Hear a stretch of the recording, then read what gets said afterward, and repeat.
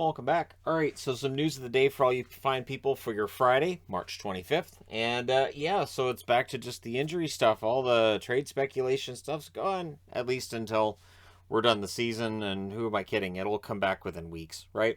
So, that being said, the reason I'm wearing Montreal gear, this is an old Montreal Canadiens jersey they did use again for the centennial when that came around. Jonathan Drouin is out indefinitely with an upper body injury, and you got to feel for Drouin. He just can't catch a break. For him, we'll see if he comes back before the season's over. Usually at this point, if it's indefinitely, it's usually at least a month.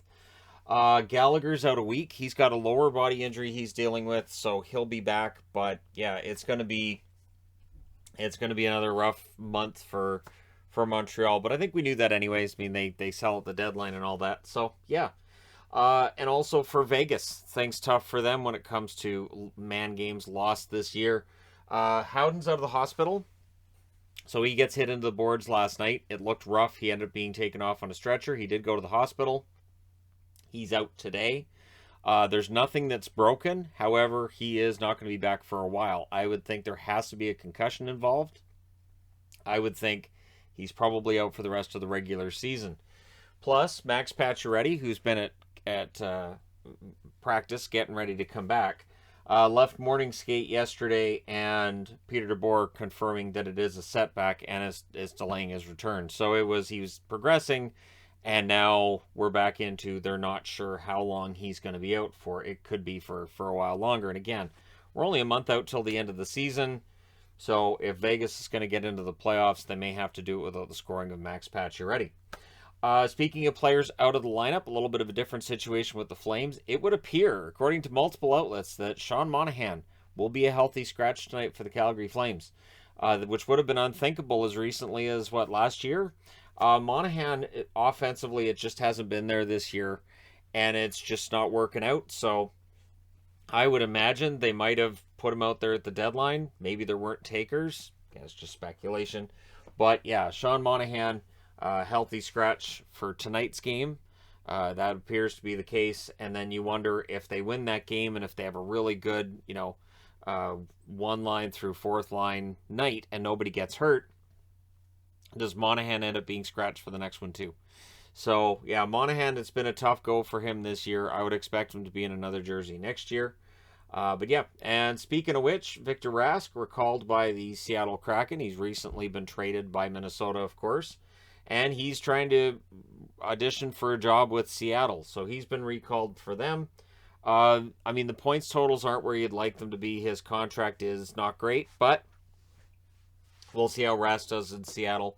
We'll see if that helps to get things going for him. It is interesting, the moves that got made by Seattle at the deadline. And it makes me wonder what is going to happen with them once we reach the summer too. And how many of these guys are going to stick around. And how different that lineup could look as of next season. But yeah, so we'll see how Victor Rask does.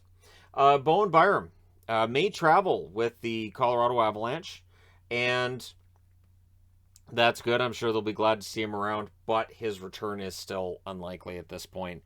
You have to think that even though they've been kind of ambiguous on what's going on with him, it has to be related to his concussion issues, which have been ongoing for quite a while now. Byram, I'm hoping that he comes back to the Colorado Avalanche lineup by the end of the season. I hope he plays really well and that he's lights out. But for Byram, there's no telling of when he's going to come back, what condition he might be in when he comes back, how much he's going to be able to play. Will he be a guy who's able to play every night?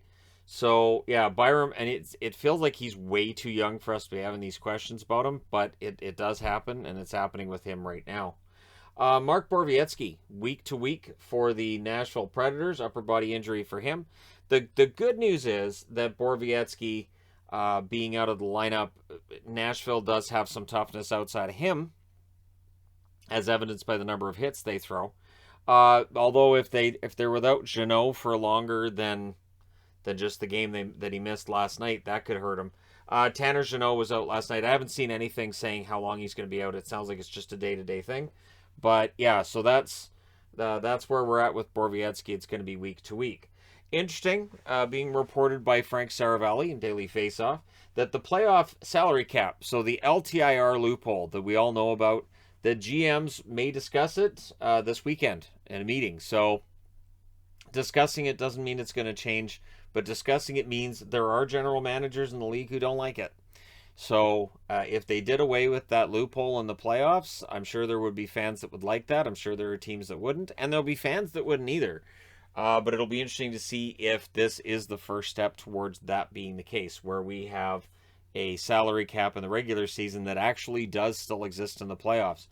I'm honestly I'm in favor of getting rid of that loophole. The one thing that's going to do is the same thing that it did for the 1999 Stars. The player skate in the crease issue that of course was front and center when Brett Hull skates in the crease when Dallas scores the game winner against Buffalo. Is that the NHL changed the rule during that season, according to Dallas. Buffalo said they didn't. And after the playoffs, they clarified that, yeah, that's not going to be a problem anymore, and they did away with the rule. Doesn't matter. So if the NHL does away with the LTIR issue in the playoffs, it, if anything, it amplifies then what Tampa did, and it's going to amplify whatever happens this year as well, where there's the possibility that a couple of teams could end up above the cap in the playoffs, where they bring guys off LTIR.